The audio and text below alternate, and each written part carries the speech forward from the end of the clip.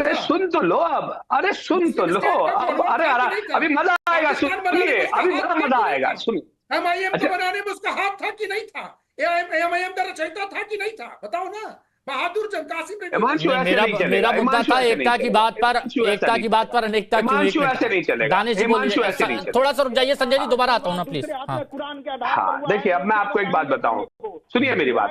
अब तक बोलिए, हाँ बोलिए बोलिए अब तक 5 बार, वक्त कम है, बोलने दीजिए प्लीज, दानिश को बोलने दीजिए, दानिश जी को बोलने दीजिए। अब तक 5 बार बेस्ट पार्लियामेंट्री अवार्ड जीत चुके हैं ओवैसी साहब, जिसमें से 3 बार खुद मोदी जी की सत्ता के दौर में मिला है। अब उसके बावजूद भी संजय राणा जी को नहीं पता, या मालविया साहब को नहीं पता, या और किसी को नहीं पता, तो ये तो अफसोसनाक है। अब हम इसका क्या कह सकते हैं? यही तो दानिश जी हम बोल रहे हैं कि हमारे देश में मुसलमान इतना आगे बढ़ रहे हैं, तरक्की कर रहे हैं, योजनाओं का लाभ पा रहे हैं, फिर भी आप लोग कहते हैं कि मुसलमान खतरे में, मुसलमान खतरे में, मुसलमान खतरे में। कौन सी योजना का? मुझे तो कोई योजना का फायदा नहीं मिला। अरे तो आपको क्यों, आप गरीबी रेखा में आते हैं क्या? हाँ, ये बात की आपने, ये बात की आपने, तो कोई गरीबी रेखा के नीचे है, इसलिए उसको। अरे तो जो जिस चीज के लिए एलिजिबल होगा उसे ही तो मिलेगा ना।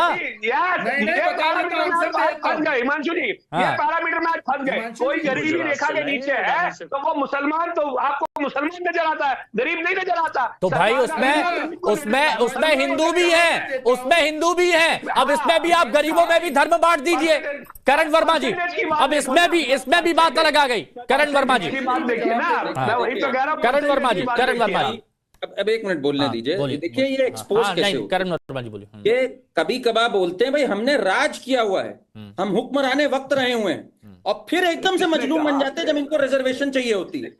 जब 1 मिनट बोलने दीजिए। वैसे बोलेंगे जी हमारे यहाँ कास्ट नहीं है, जब इनको चाहिए होता है रिजर्वेशन कहते हैं भाई हमारे दलित मुस्लिम भी हैं, हमारे पसमंदा भी हैं। जब मन होगा कास्ट नहीं है, जब मन होगा हम राजा हैं, जब मन होगा हम फकीर हैं।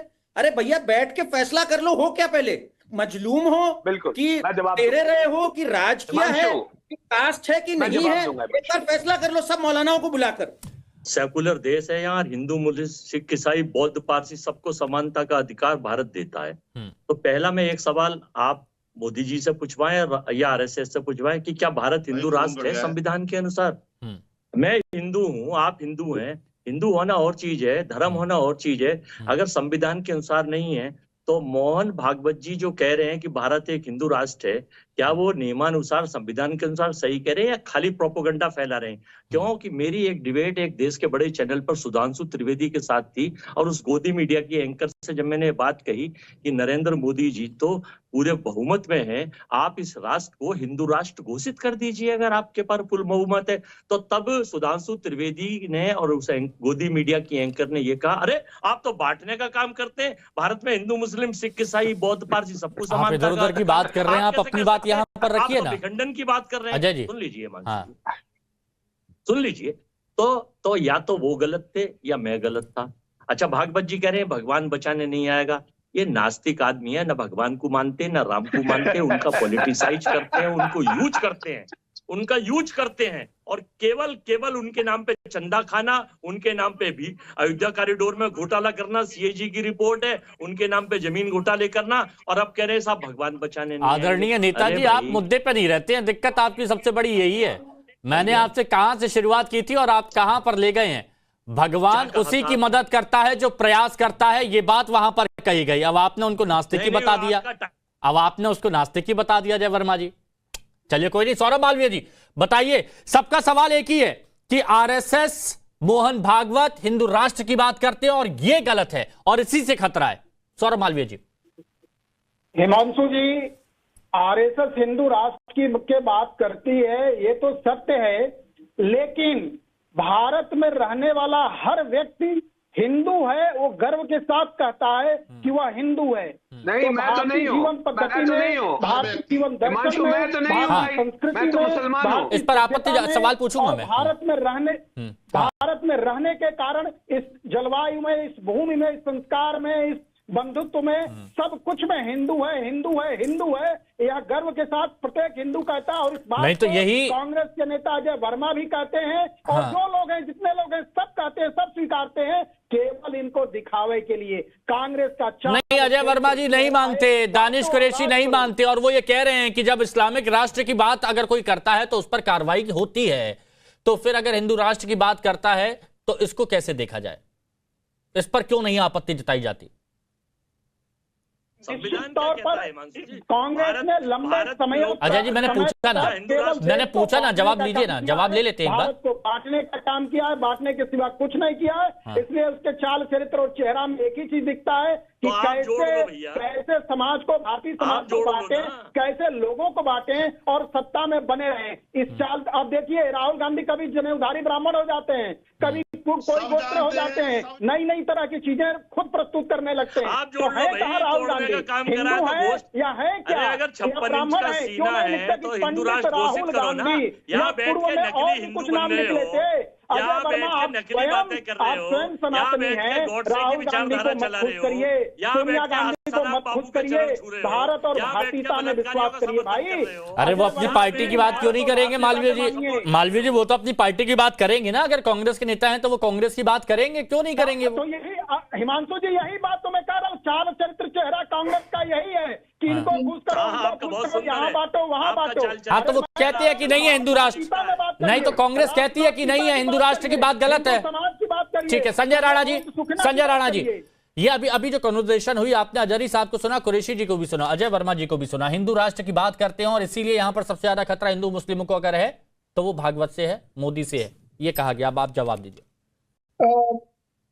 गुड आफ्टरनून मैं फैलोपन। देखिए ऐसा है कि भागवत साहब ने कोई गलत नहीं बोला, प्रधानमंत्री जी हो चाहे योगी जी, कोई गलत नहीं बोला। देखिए हम बढ़ते हैं तभी कटते हैं, और आपने देखा होगा कि चाहे वो मुगलों का जमाना हो, चाहे अंग्रेजों का जमाना हो, चाहे कांग्रेसियों का जमाना हो, इन्होंने सिर्फ वोट डालो और राज करो की राजनीति की है और करते चले आ रहे हैं। जहां तक बात हो रही थी ओवैसी साहब की, तो ओवैसी साहब की पार्टी की उत्पत्ति जो है, उत्पत्ति करने वाला और जनक जो बहादुर जंग था, वही पाकिस्तान के हितैषी था, जो सरिया को मानना चाहिए और मुस्लिम स्टेट की स्थापना करना चाहता था। उस व्यक्ति के पार्टी से, उस पार्टी के व्यक्तित्व से आप क्या उम्मीद कर सकते हो?